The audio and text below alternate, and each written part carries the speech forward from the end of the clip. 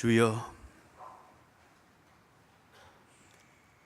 주님은 우리에게 나타나셨고 우리에게 보여주셨고 가르쳐 주셨습니다.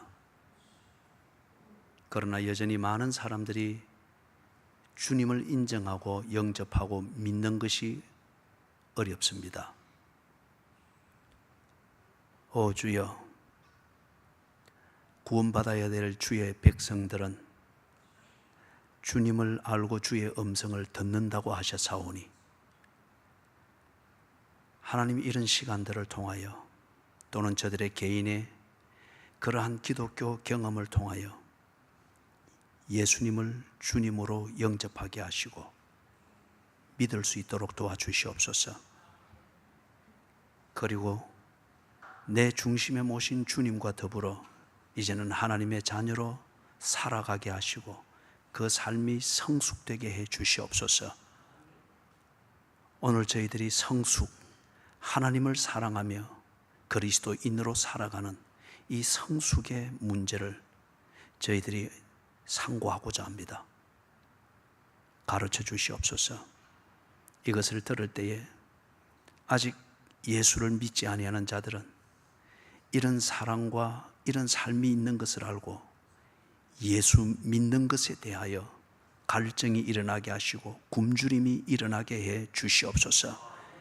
그래야 내가 어찌하여야 영생을 얻을 수 있으리까?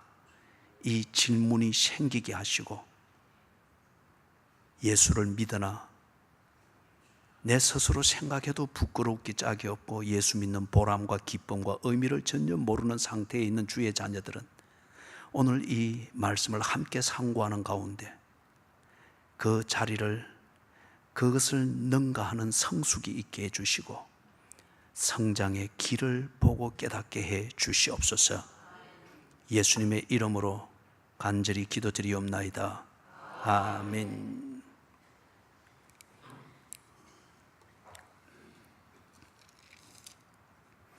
오늘 이 주제는 오전 시간에는 하나님을 사랑하는 것, 그것이 우리의 믿음의 진정성을 증명하는 길이라고 하는 이 원론을 다루게 되고, 그리고 여러분이 나눔 시간을 통하여서 이걸 여러분의 일상의 경험을 통하여 좀 더 구체적으로 조명을 해본 다음에 오후 예배 시간에는 이것의 실제적인 상황을 가지고서 오전 시간에 다룬 이 신학적 원리를 오후 시간에 실제적 상황을 통해서 좀 더 조명을 해보고자 그렇게 합니다. 그래서 오늘은 하루 종일 하나님을 믿는 것은, 하나님을 믿는 우리의 신앙은 우리의 일상의 삶을 통해서 증명이 되어집니다 하는 이 주제로 하루 종일 일관하게 되겠습니다. 자, 사랑하는 여러분, 오늘 하는 이 설교는 예수님을 주인으로 영접한 그리스도인을 향한 설교입니다. 그렇기 때문에 이 설교가 생소하거나 아니면은 이 설교가 참 그 내용이 부럽다 싶고 도전이 되어지면은 예수를 믿는 것에 대하여서, 예수를 구세주로 영접하는 것에 대해서 질문을 가지십시오. 그리고 제게 오시든지 아니면 성경을 읽든지 아니면 주변에 신뢰할 만한 분들과 이 문제를 두고 상담을 하시고 이 문제를 해결하기 위하여 시도하십시오. 그러면 오늘 하는 이 본문과 이 본문에 관한 설교의 실제와 그런 삶이 무엇인가를 여러분들이 경험을 하게 될 겁니다. 그리고 깨닫게 되어질 것입니다. 예수님을 주님으로 영접한 하나님의 자녀이지만은 도대체 예수 믿는 게 무엇인지를 모르겠다. 그리고 예수를 믿으면 복을 받든지 아니면 그 제대로 못하면 벌을 받든지 이 둘 중에 하나라고 하는 긴장 속에서 그냥 까치발하고 조심조심 살아가는 그러한 현실에 있다고 하는 것 같으면 오늘 이 말씀을 새겨 들으십시오. 예수를 믿는 것은 그런 비참한 삶이 아닙니다. 예수를 믿는 이 일상의 삶은 종교 생활이 아닙니다. 그래서 오늘 이 말씀을 새겨 들으면서 나를 그리스도인, 즉 하나님의 자녀로 부르신 하나님의 그 뜻을 새기면서 그것이 바로 내 일상의 생활이라고 하는 이것을 정리가 될 수 있기를 바랍니다. 1절에서부터 6장 1절에서부터 3절을 보면은 하나님이 이스라엘 백성에게 명령을 주십니다.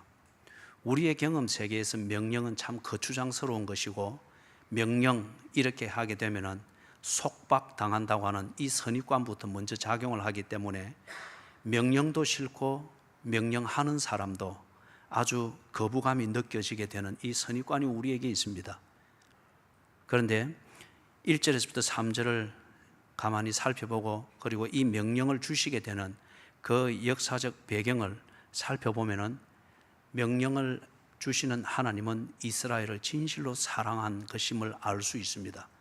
다른 말로 하면은 이스라엘 백성에게 하나님께서 이 명령 또는 율법, 계명을 주셨다는 사실은 하나님이 누구도 흉내낼 수 없는 사랑과 열정으로 자기 백성 이스라엘을 사랑하셨다고 하는 그 증거입니다.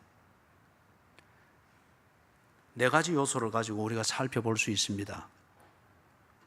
하나님께서 이스라엘 백성에게 이런 구체적인 명령을 주신 것은 하나님이 이스라엘 백성을 누구보다도 잘 알고 계시기 때문입니다.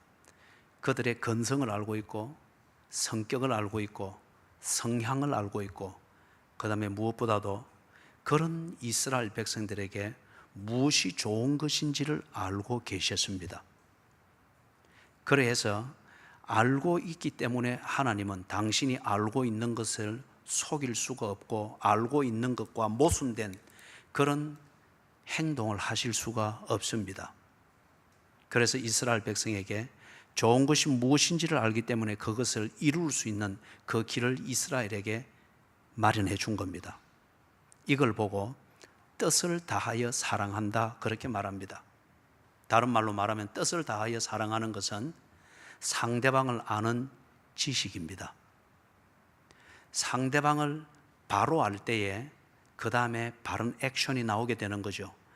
바로 알기 위하여서 힘쓰고 애쓰는 것, 그리고 내가 아는 그것에 맞추어서 내 행동을 결정을 하는 것, 이걸 보고 뜻을 다하여 사랑한다. 하나님은 뜻을 다하여 이스라엘 백성을 사랑하셨습니다. 두 번째는 하나님께서 이스라엘 백성에게 계명을 주신 것, 그것은 하나님이 이스라엘 백성을 힘을 다하여 사랑하신 것입니다. 그 증거는 하나님은 이스라엘 백성에게 명령하신 대로 그 명령에 적합하도록 당신의 역할을 다하셨습니다. 이걸 가르쳐 우리는 신실하신 하나님이다, 그리 말합니다. 명령은 해놓고 그 명령이 이루어지는 과정과 목적에 상관없이 처신한다고 하면은 그것은 독재자든지 사기꾼일 것입니다. 하나님은 이스라엘 백성에게 명령하시고 그 명령을 지키고 관리하고 이스라엘 백성이 명령에 충실할 수 있도록 그렇게 이끄시는 이 모든 일에 있어서 당신의 역할에 있어서 신실하셨습니다. 그래서 성경 표현에 곳곳에 이스라엘 백성이 이것을 경험을 하고 표현하는 게 졸지도 아니하시고 주무시지도 아니하시고 또는 불꽃 같은 눈으로 자기 백성들을 살피셨다, 이렇게 고백을 합니다. 힘을 다하여 하나님은 이스라엘 백성을 사랑하셨습니다. 힘을 다한다고 하는 것은 내가 사랑하기 위하여서 필요한 자원들, 건강, 시간, 물질, 노력, 이 모든 자원들을 사랑하기 위하여 가장 효과적으로 집중시키고 활용하는 것을 가리켜서 힘을 다하여 사랑한다 그럽니다. 하나님은 이스라엘 백성을 마음을 다하여 사랑하셨습니다. 이 명령을 주시기 직전 38년 동안 이스라엘 백성들이 광야 생활을 했죠. 이 광야 생활 38년 동안에 하나님은 이스라엘 백성들을 인도하셨습니다.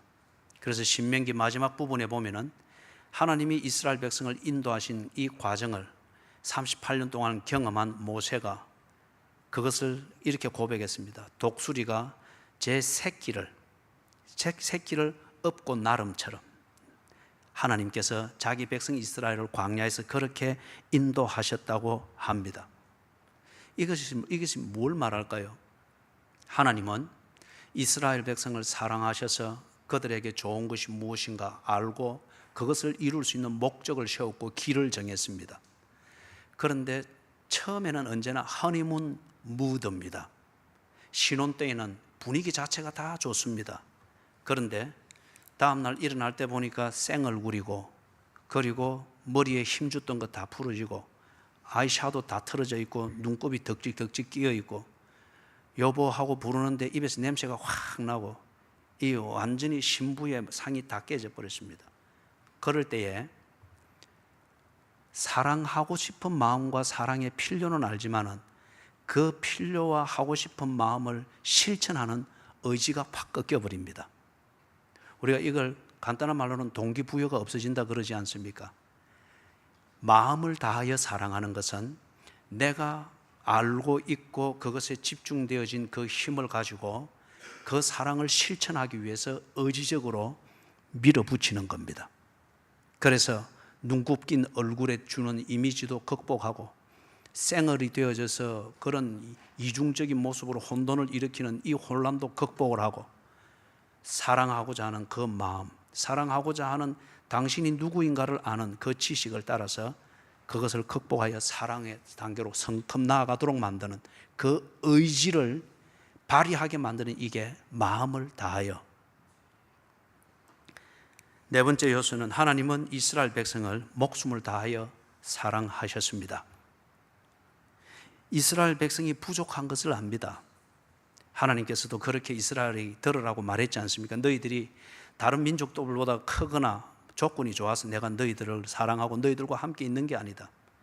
작은 민족 중에 작고 못된 근성, 이거로 치자면 둘째각이 서러운 그러한 민족인 것을 내가 훤히 알고 있다.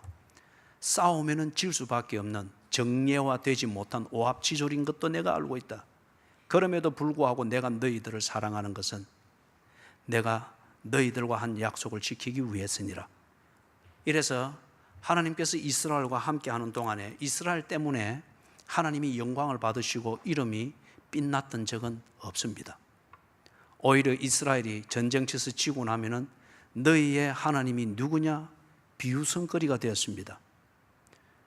이스라엘이 하나님의 은혜 가운데서 지멋대로 살다가 노예로 전락이 되어졌을 때에, 그때는 애굽 바로왕 앞에서 여호와의 이름이 욕을 당했고 무시를 당했습니다.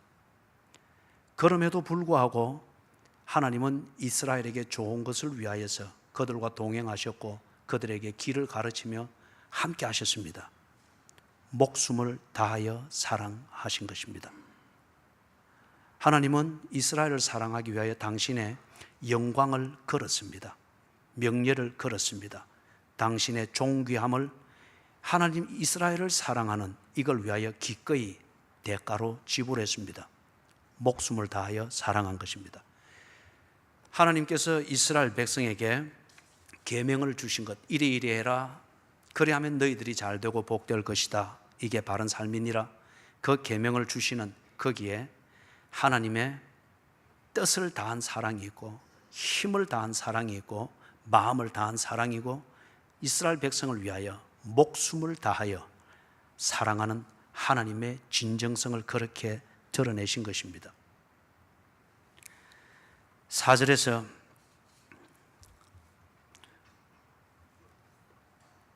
이스라엘아 들으라, 우리 하나님 여호와는 오직 유일한 여호와시라고 합니다. 그렇다고 하면 이 명령을 받는 이스라엘아, 너희들이 하나님을 신뢰해야 한다. 그럴 때에 하나님이 명령을 통해서 너희들에게 나타나는 이 사랑이 너희들의 사랑이 될 것이며 너희들의 일상의 삶이 될 것이다, 그렇게 말합니다. 그래서 4절에서 가르치는 이것, 명령을 듣고 명령을 지켜 하나님과의 관계가 온전케 되어지도록 그 선결 과제가 4절입니다. 이걸 보고 우리는 신앙이라고 합니다. 여러분, 내가 하나님을 영접했느냐 영접하지 않았느냐, 내가 그리스도인이냐 아니냐, 그 문제의 점검은 오늘 본문을 통해서는 4절을 점검을 해야 됩니다.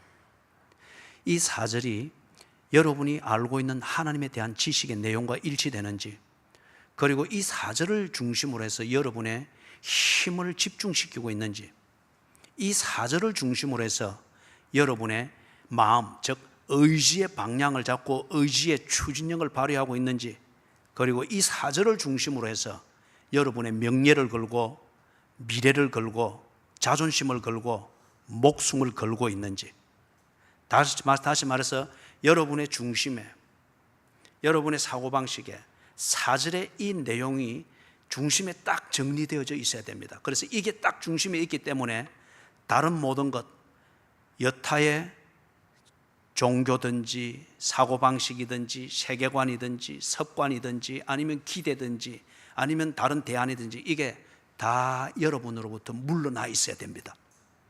이럴 때에 여러분은 하나님을 믿는 사람이며 예수를 주로 영접한 사람이며 그리스도인이라고 말할 수 있습니다. 4절에서 말하는 이 신앙은 세 가지 요소를 우리에게 정리를 해줍니다. 첫 번째는 하나님은 우리 하나님이시다. 관계입니다. 하나님이 아무리 위대하고 사랑이라 할지라도 그 하나님과 내가 인격적이고 직접적 관계가 없다고 하면 그것은 그림의 떡입니다. 그리고 하나님을 위해서 내가 살아야 될 이유가 전혀 없습니다. 하나님은 나의 하나님이시다. 나는 하나님의 소유된 그분의 자녀다. 이게 여러분의 믿음의 핵심에 있어야 됩니다. 두 번째 요소는 하나님은 나의 주인이시다. 이제는 내 생각과 내 삶의 어떤 면에 있어서도 다른 것에 의해서 컨트롤되거나 지배당하거나 압도당하지 않는다는 겁니다. 왜냐하면 하나님을 향하여 내 뜻과 힘과 마음과 목숨이 집중되어져 있기 때문에 하나님 외에, 하나님과의 관계라는 이 중심 외에 다른 어떤 것도 더 이상 내 삶을 지배할 수 없다는 겁니다. 이게 하나님만이 나의 여호와이시다, 나의 주인이시다, 이 고백입니다. 세 번째, 신앙의 세 번째 요소는 그 하나님, 즉 주님은, 여호와는 유일하신 하나님이시다. 나의 주인은 선택의 결과가 아니고 비교 우위, 이슬람보다 낫고 불교보다 낫고 힌두교보다 괜찮기 때문에 선택한 그러한 신이 아니라는 거예요. 유일한 분이라는 겁니다. 그죠? 유일한 분. 그래서 이 세 가지 요소가 내게 정리되어 있고 이 세 가지 요소를 중심으로 해서 내 뜻과 힘과 마음과 목숨이 그렇게 정리되고 집중되어 있다고 하면 나는 하나님의 자녀입니다. 그리스도인입니다. 반면에 이 토대가 마련되어져 있지 않는 것 같으면, 내 중심에 이게 없다고 하는 것 같으면 나는 그리스도인이 아닙니다. 그리스도의 힘과 기독교의 힘을 빌리려고 하는 좀 기독교에 대한 선호도가 높은 종교인에 지나지 않습니다. 이 세 가지 요소 잘 점검을 하셔야 됩니다. 신앙은 무엇인가? 하나님을 믿는다는 신앙의 그 본질적 요소는 무엇인가? 하나님은 나의 하나님이시다. 하나님은 나의 주인이시다. 나의 주인, 그 여호와는 유일하신 하나님이시다. 어떤 귀신으로도 비교할 수 없는 유일하신 하나님이시다. 5절에서 그렇다고 하면은 이 신앙을 가지고 하는 생활은 어떻게 이루어져야 되는가? 신앙생활이라고 그렇게 말하죠. 종교 생활이 아니고 신앙생활입니다. 4절의 이 요소를 내가 고백하고 내 중심에 두었을 때에 이 신앙을 가진 생활은 어떻게 되어야 되는가? 5절에서 하는 말이 네 하나님 여호와를 사랑하라고 합니다.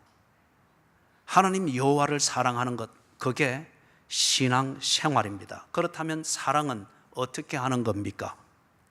하나님이 이스라엘을 사랑하는 것을 통하여 본 것처럼, 그래서 요한 1서에서도 그리 말하죠. 우리가 하나님을 먼저 사랑한 것이 아니고 하나님이 우리를 사랑했다고 하지 않습니까? 그렇기 때문에 하나님을 통해서 경험한 대로 우리가 사랑을 그렇게 흉내내는 겁니다.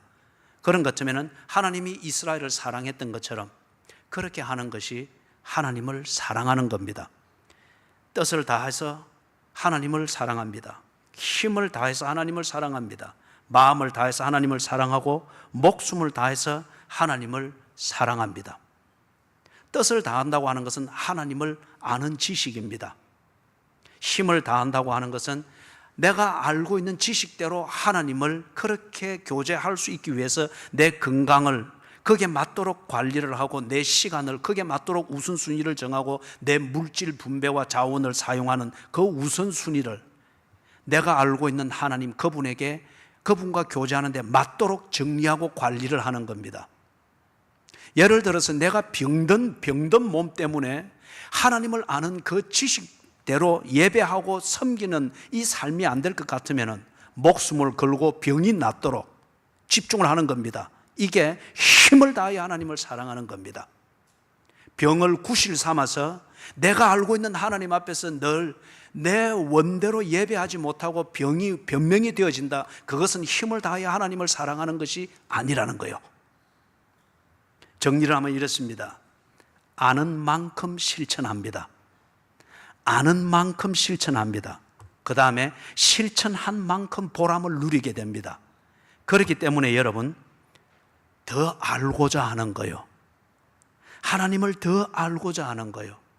초신자로 절대 머물지 않습니다. 초신자의 삶을 바로 하는 것 같으면 그는 하나님을 더 알고자 합니다. 그래서 양육이 되어지는 겁니다. 내가 하나님을 알고 있는 이상 절대 그 사람은 행동과 삶을 그리 살지를 못합니다. 여전히 불신자처럼 그렇게 살고 있다고 하면 당신은 하나님을 모르는 사람입니다. 아는 만큼 실천하게 되어 있고 실천한 만큼 보람을 누리기 때문에 내가 더 알고자 양육에 몸부림을 치고 이걸 보고 바울은 경건의 훈련이라고 했습니다. 동시에 알아가면 알아갈수록 실천을 해보니 이 교제가 더욱더 깊어집니다. 그래서 실천을 위해서 더욱더 노력합니다. 아는 만큼 실천할 수 있기 위해서 그래서 내 삶을 반성합니다. 내 습관을 점검합니다. 그리고 아는 만큼 실천할 수 있도록 하기 위해서 변화를 위해서 추구합니다. 그리고 그것이 저절로 되어지기를 원하는 것이 아니라 기도했으면 기도한 대로 그 변화를 위해서 노력을 합니다.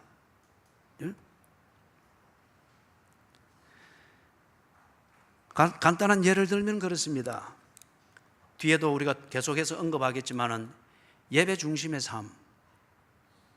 쉽게 말해서 여러분 왜 수요일 예배를 드려야 합니까?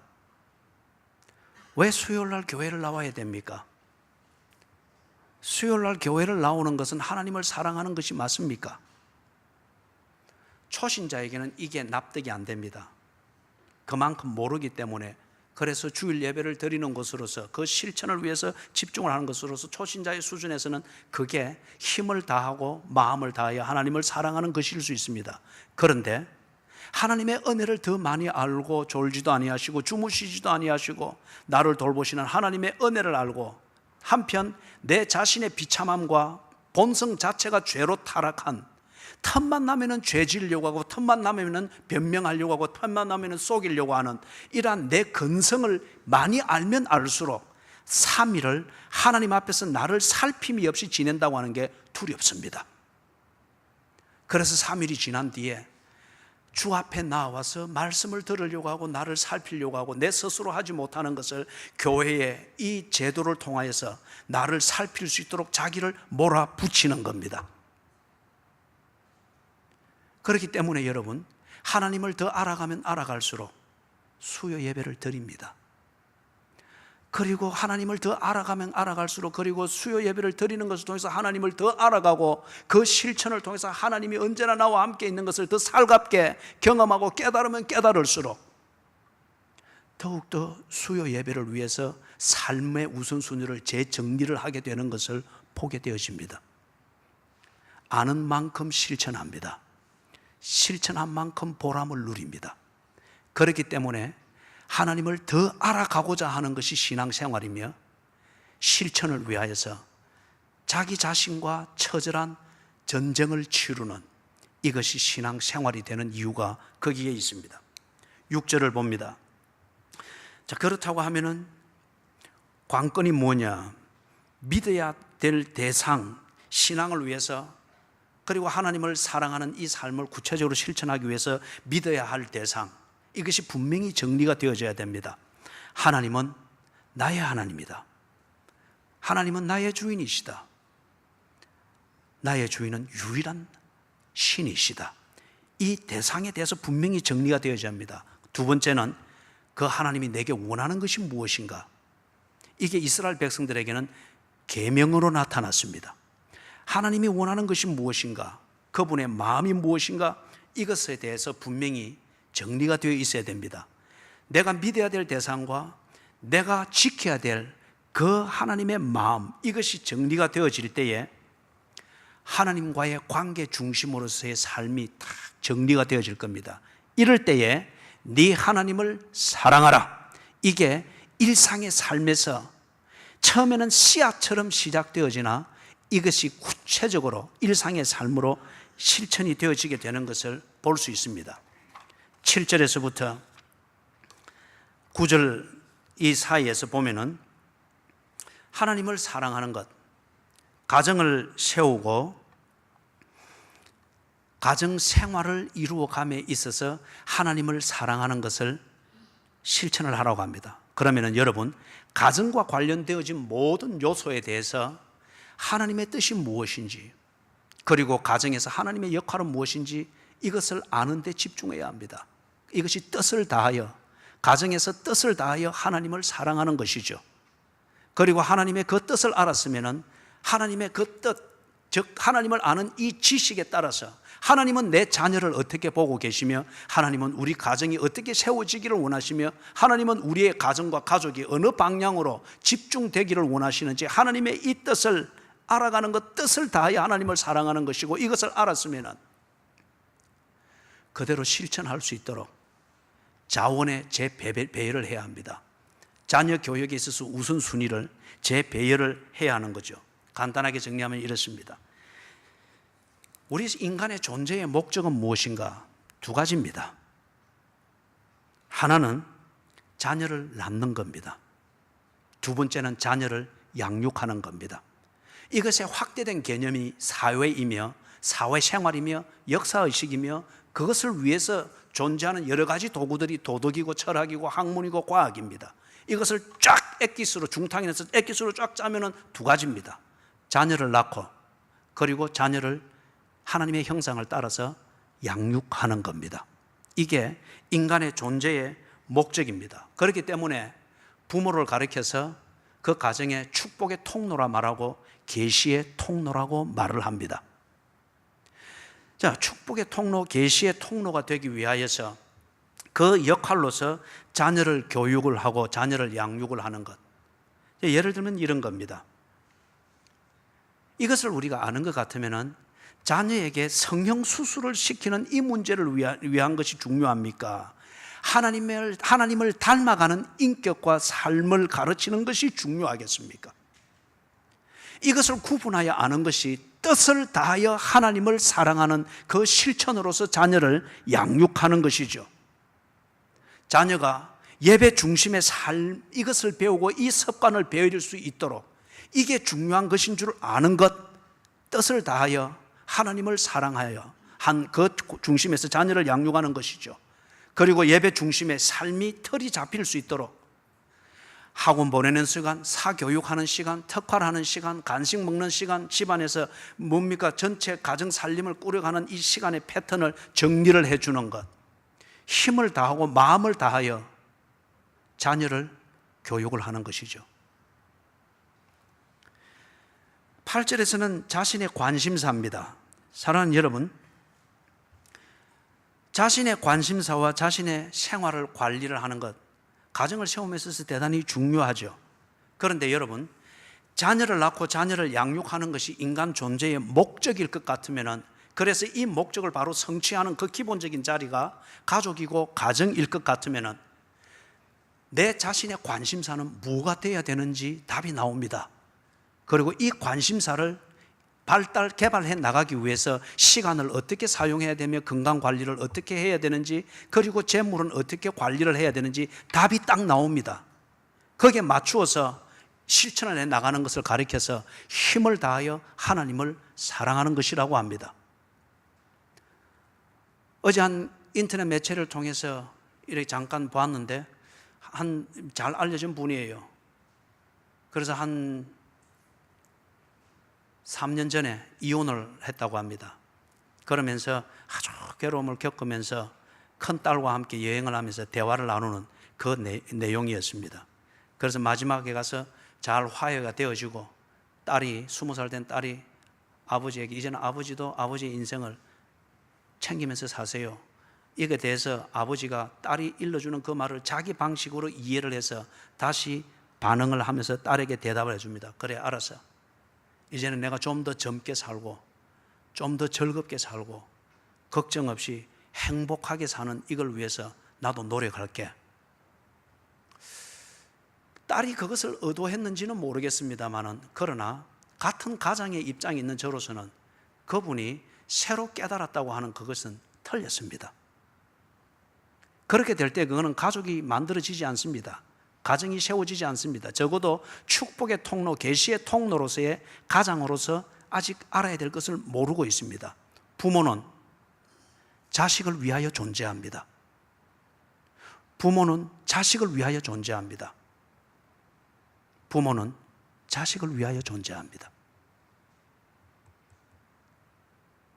그렇기 때문에 내 자녀가 하나님의 형상으로 자라가는 이걸 위하여 부모의 존재가 역할이 없다고 하면은 그것은 알아야 할 것을 알지 못하고 있으며, 아무리 즐겁게 살기 위해서 지 모든 건강을 투자한다 할지라도 그것은 힘을 다하여 하나님을 사랑하는 삶이 아닙니다. 부모는 자식을 위하여 존재합니다.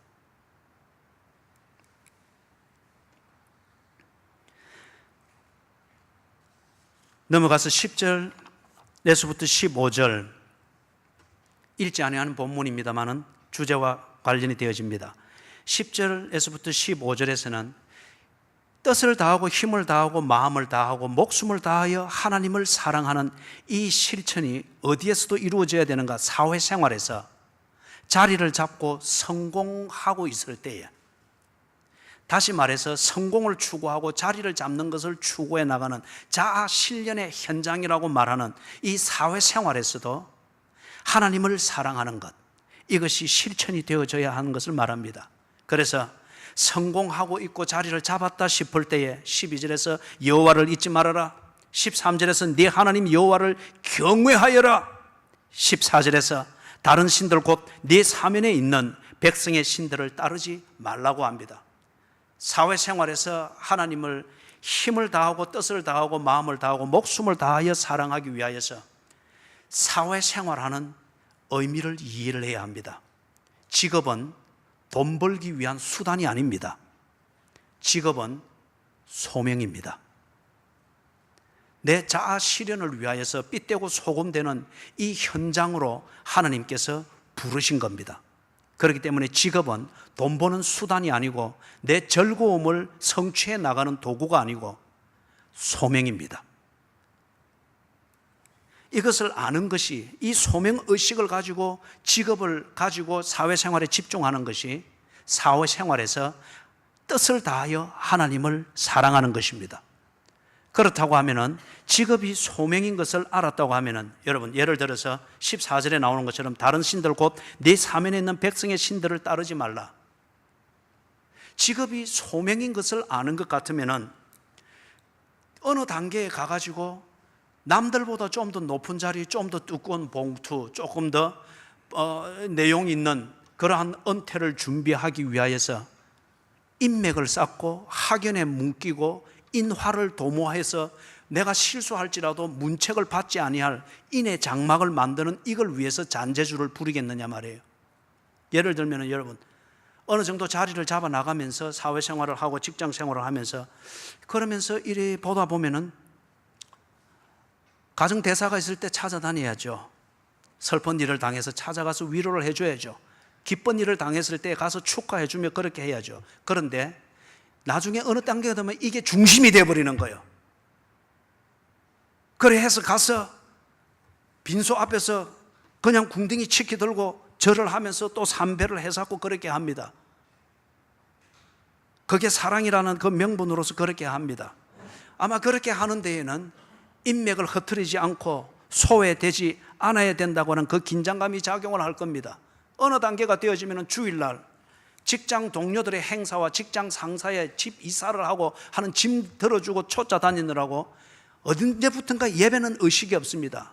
그것보다는 주일날 직장에 무슨 일이 생기나, 누구에게 어떤 일이 있나, 저 사람에게 가면은 어떤 영향이고 안 가면은 어떤 악영향이 있을까 계산이 언제나 긴장감의 중심이 되어집니다. 그러다 보니까 주일이 없어집니다. 예배 중심이 없어집니다. 더 심할 경우에는 절에 가서 같이 앉아서, 아니면은 모슬렘에 같이 앉아서, 아니면은 힌두교 사원에 같이 앉아서 직장 동료의 비위를 맞추고 직장 상사와 화목을 도모하면서 팀워크를 깨지 않는다는 면에서 그렇게 하고 있습니다. 그렇게 해서 내가 비리를 저질렀음에도 불구하고 회사의 규율을 따라서 문책과 감사를 받는 것은 피할 수 있을지 모르나, 당신은 그 묻히면은 구더기 밥이 될 수밖에 없는 그 몸뚱아리를 위하여서 하나님을 사랑하는 것을 버린 겁니다. 목숨을 다하여 하나님을 사랑하는 것, 하나님과의 이 관계를 지키기 위하여서 때로 보이는 사회생활에서의 불이익이든지 당장 먹고 무엇을 먹을까 무엇을 입을 것인가 하는 이 해결과 출구가 보이지 아니하는 그 처신일지라도 그것이 내가 알고 있는 하나님에 대하여 모순되고 배신적인 것이 될 때에 그 자리를 꿋꿋이 지키는 것, 이게 목숨을 다하여 하나님을 사랑하는 것입니다. 그러지 아니하고 하나님을 사랑한다고 하는 것, 종교입니다. 16절에서부터 19절입니다. 16절에서부터 19절에서 말하는 것은 어려운 문제에 직면했을 때에, 다시 말해서 출구가 보이지 아니하고 지금 내 형편에서는 해결책이 전혀 보이지 않는 막다른 골목길과 같은 그러한 어려운 문제에 직면할 때가 있죠. 이런 상황에 처했을 때에, 그때에도 하나님을 사랑하라고 합니다.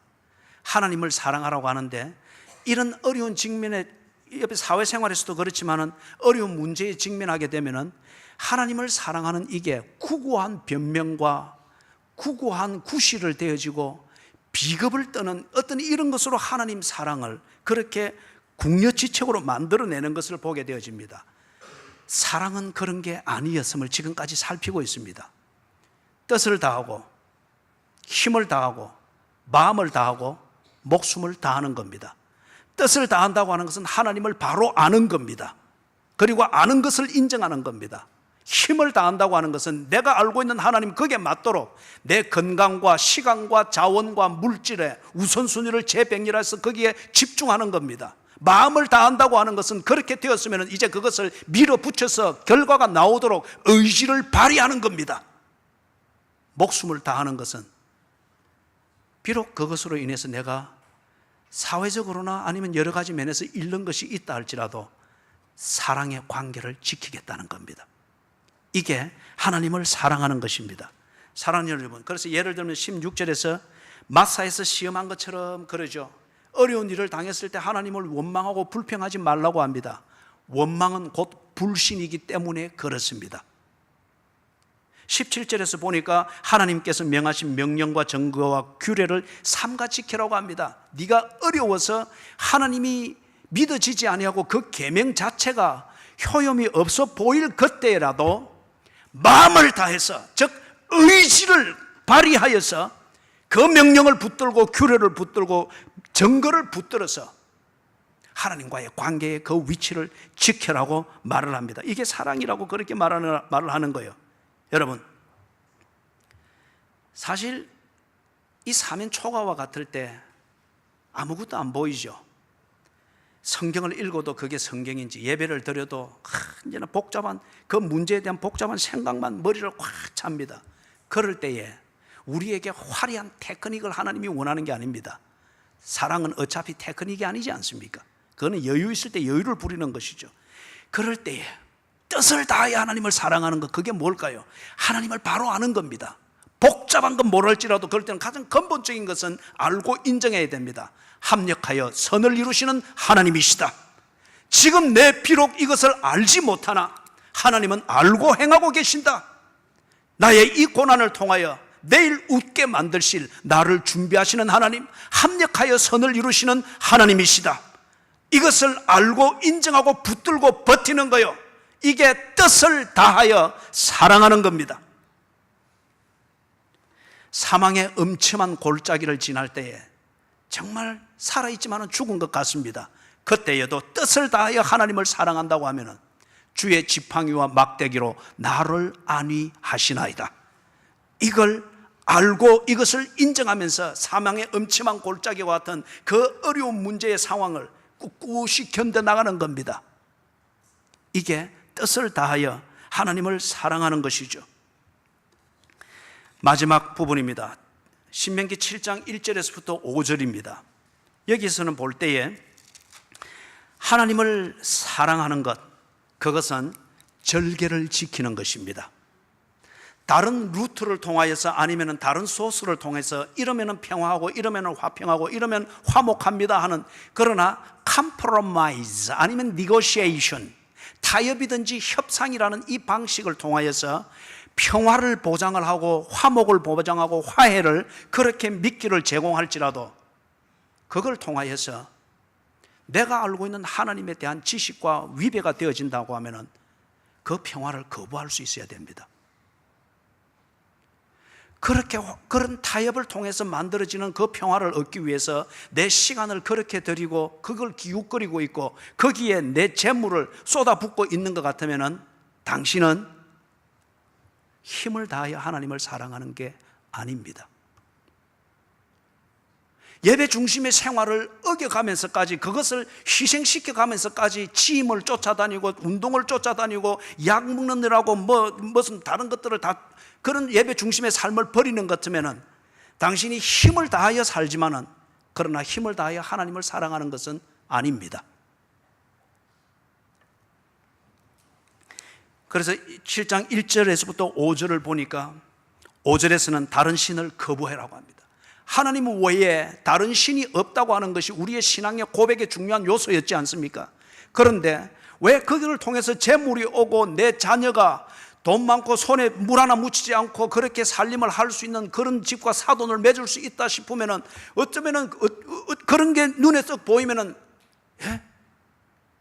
그냥 불교평신도 대표임에도 불구하고 부자라고 하는 그 이유 때문에 그냥 내 아들을 대릴 사위 주듯이 휘딱 주버리는 거예요.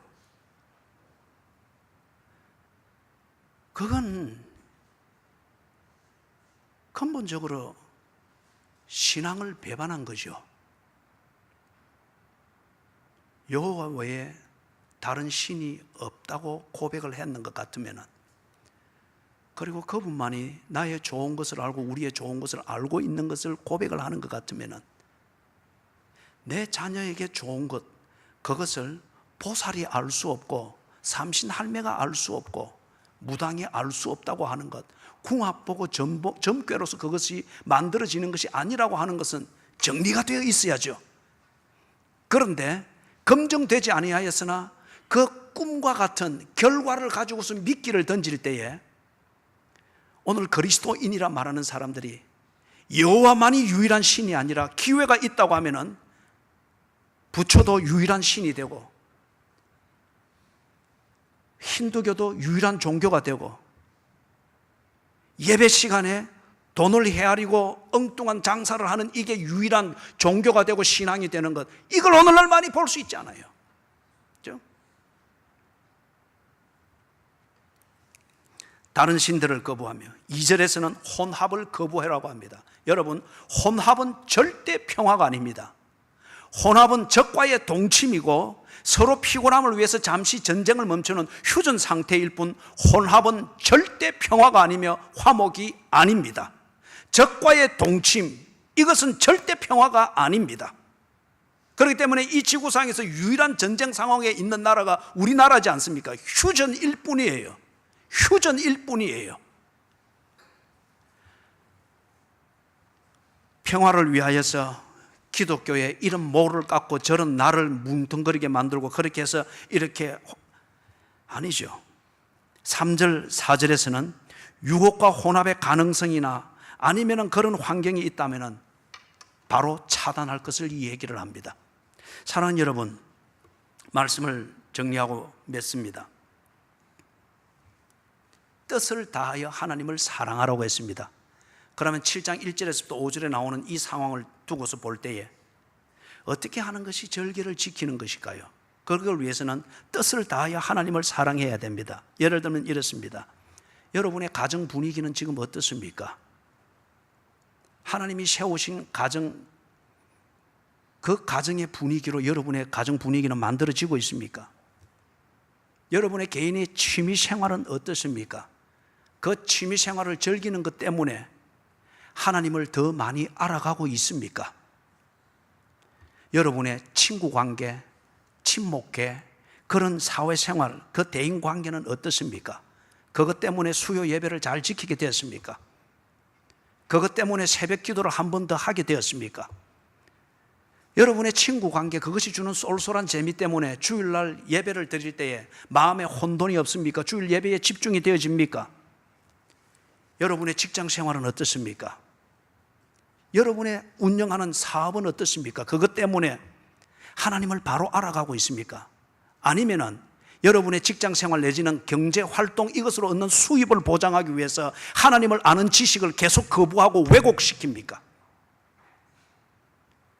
만약에 하나님을 아는 지식, 그리고 그것 때문에 하나님을 바로 섬기는 하나님의 자녀의 삶이 안 되는 것 같으면 여러분은 뜻을 다하여 하나님을 사랑하는 것이 아닙니다. 힘을 다하여 하나님을 사랑해야 합니다. 요셉이 한참 잘 나갈 때에, 그때에 더 좋은, 세상 기준으로 봤을 때는 더 좋은 기회가 왔죠. 주인의 사모님이 요셉에게 소위 말해서 홀딱 반했습니다. 그럴 때에 세상은 그걸 절호의 기회로 여깁니다. 굴러 들어온 기회로 여기는 거죠. 그런데 요셉은 그때에 거부했습니다.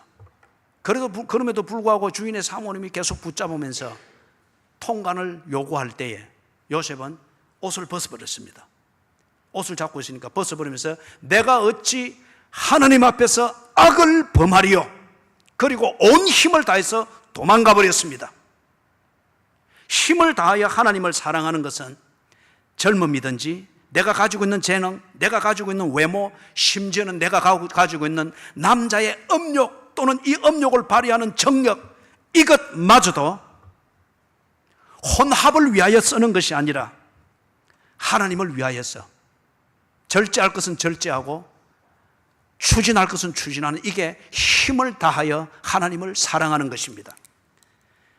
예배드리고 은혜 받고 성경 몇 절 읽고 담대함을 얻고서 넘치는 세욕과 이 정욕을 가지고서 밤새도록 음란물을 보고 아니면은 시시껄렁한 농담을 해서고 아니면은 그러한 시시껄렁한 대화 비슷한 걸 하면서 그런 속으로서의 심리적인 간음을 행하면서 카타르시스를 행하고 있다고 하는 것 같으면은 당신은 당신의 힘을 하나님을 모욕하는 데 쓰고 있는 것입니다.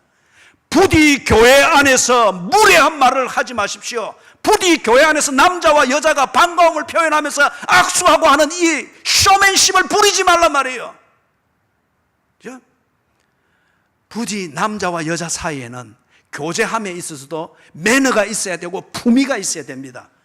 나는 좋다고 하지만은 순진한 사람이 그걸 오해해가지고 나를 좋아서 그런가 싶다. 여러분, 목사라도 목사라 할지라도 섹스에 관한 이 문제에 대해서는 신뢰하면 안 됩니다. 내 딴에는 좋다고 하고 순수하다고 표현을 하지만은 어리석고 순진하고 아니면 음욕이 가득한 사람은 뭔가 내게 추파를 던지는 것으로 생각하고, 그죠? 엉뚱한 문자가 들어올 수 있는 거예요. 그거 실족해 하는 거잖아요. 힘을 다하여 하나님을 사랑하십시오. 젊음, 성적 정욕, 외모, 재능, 이 모든 것이 하나님께 집중하고 하나님을 사랑하고 예배에 집중함에 있어서 방해가 된다고 하면 다른 방향으로 관리를 해야 됩니다. 마음을 다하여 하나님을 사랑하는 것이 절개를 지키는 것입니다. 여러분, 예배 중심의 생활을 지키기 위해서 어떤 실천을 하고 있습니까? 수요 예배를 회복하기 위해서 여러분은 여러분의 삶의 패턴에 어떤 조치를 취하고 있습니까? 좀 더 성숙한 그러한 교인일 것 같으면 새벽 기도를 하기 위해서, 마음먹은 대로 새벽 기도를 하기 위해서 여러분은 어떤 희생을 하고 있습니까? 어제 한 젊은이와 이 얘기를 하면서 내가 볼 때 그 젊은이는 새벽 기도를 하루는 할 수 있는 사람이에요. 그래서 그 얘기를 했습니다. 계속 이렇게 가문 빠지고 계속 이게 사이클이 반복이 되어지는 거예요. 그렇지만은 그 당사자는 그것이 해야 될 일이고 그렇게 못 했을 때에 미안해하고 그런 거예요. 그래서 제가 개인적으로 만나서 이 얘기를 했습니다. 더 이상 그런 구질한 변명은 이제 하지 않도록 하십시다. 당신이 이 일이 꼭 필요한 것을 인정합니까? 예. 그리고 이게 당신 수준에 맞는 경건의 생활이라고 인정합니까? 예. 그렇다고 하면 이제는 못된 것에 대해서 미안해하고 구구한 변명을 만드는 것으로서 당신이 이 생활을, 마음이 있다고, 마음을 다하여 이렇게 경건의 생활을 한다고 하는 이 생색내기는 이제는 그만해야 합니다. 더 이상 이런 일로는 만나지 않기를 바랍니다. 정말 이게 당신이 하고자 하는 경건의 생활이고 이게 당신이 해야 될 신앙생활의 수준일 것 같으면 할 수 있도록 조치를 취하십시오. 만약에 밤늦도록 일이 되어져서 자는 시간이, 저도 그래요. 한 2시나 2시 반쯤 잠이 들면은 3시 반에 못 일어납니다. 그럴 때는 그냥 교회 와서 의자에 앉아 있습니다. 이 잠이 쏟아질 때는 앉아 있으면 몸이 천근만근이잖아요. 꼬리뼈가 으스러지는 것 같아요. 그럴지라도 버티는 거예요. 그런 시간 한 30분 가면은 이 바이올로지컬, 이 바이오 리듬이라고 하는 게 있잖아요. 요 리듬이 지나가면은 그건 또 회복이 되는 겁니다. 나는 그게 마음을 다하여 하나님을 사랑하는 것이라고 생각합니다. 하나님을 사랑하면은 의지가 있어야 됩니다. 그게 옳다고 인정되었으면 옳은 것을 실천하기 위하여서 의지로 밀어붙임이 있어야 됩니다. 그렇게 되지 않으면서 예배 가야 되는데, 이 수요일 가야 되는데, 그러면서도 짜장면 끝까지 다 먹고 앉아 있는 거예요. 예배 가야 되는데, 그러면서도 불구하고 밤 2시간 넘도록 쓸데없는 얘기 해가면서 재밌다고 낄낄거리고 야식 시켜 먹고, 그리고는 다음날 중천이 해가 뜬 다음에 일어날 때는 가스 차가지고 배 불러 가고, 새벽 기도 가야 되네, 이러면 안 되는데, 그거는 여러분 정말 비겁한 변명이고 자기 가장입니다. 마음을 다하여 하나님을 사랑하는 것이 아닙니다. 마음을 다하여 하나님을 사랑하는 것은 그게 옳은 것이고 그렇게 할 수 있는 자원이 집중되었으면 그게 가동이 되어지도록 의지를 발휘해야 됩니다. 정 안 되면 여러분 새벽 기도를 해야 될 정도로 신앙이 성숙한 분이라 생각이 되어지면 그럼에도 불구하고 이런저런 행변 때문에 안 된다. 그리고 그 고민이 여러분 진심이면 교회 앞에 이사 오십시오. 그게 마음을 다하여 하나님을 사랑하는 것입니다. 변명은 끝. 마지막으로 목숨을 다하여 하나님을 사랑하는 것이 절개를 지키는 것입니다. 여러분, 너희는 먼저 그의 나라와 그의 의를 구하라. 그리하면 이 모든 것을 너희에게 더하시리라. 바울이 뒤에는 내게 능력 주시는 자 안에서 내가 이 모든 것을 할 수 있느니라. 그렇기 때문에 바울이 때로 자기의 목숨이 흔들거리고 먹는 것이 위태롭고 건강이 위태로워지고 고문을 받고 돌에 맞는 일들이 있고 할지라도 두렵고 힘들지만은 하나님을 사랑함, 절개를 지킴, 이걸 위해서 때로 목숨을 다했습니다. 성경이 우리에게 가르치는 신앙생활은 무엇인가? 그것은 하나님을 사랑하는 것이라고 합니다. 하나님을 사랑하는 것, 즉 신앙생활은 화려한 변명으로 사람들의 이해를 구해서 괜찮은 분위기를 만드는 이게 아니고, 하나님을 사랑하는 것, 즉 신앙생활은 뜻을 다하고 힘을 다하고 마음을 다하고 목숨을 다하는 일상의 삶입니다. 그렇기 때문에 우리의 신앙은 바로 이 생활로서 신앙의 진정성이 증명되어져야 합니다. 기도하겠습니다. 하나님이여, 하나님을 믿는 신앙의 눈이 뜨이게 해주시옵소서.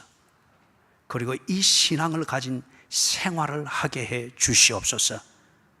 그래서 하나님과 동행하는 삶, 하나님의 명령이 성취되어지는 삶, 밥상에서부터 침실에 이르기까지 하나님의 마음이 열매를 맺는 그러한 그리스도인의 삶을 누리게 해 주시옵소서. 예수님의 이름으로 간절히 기도드리옵나이다. 아멘.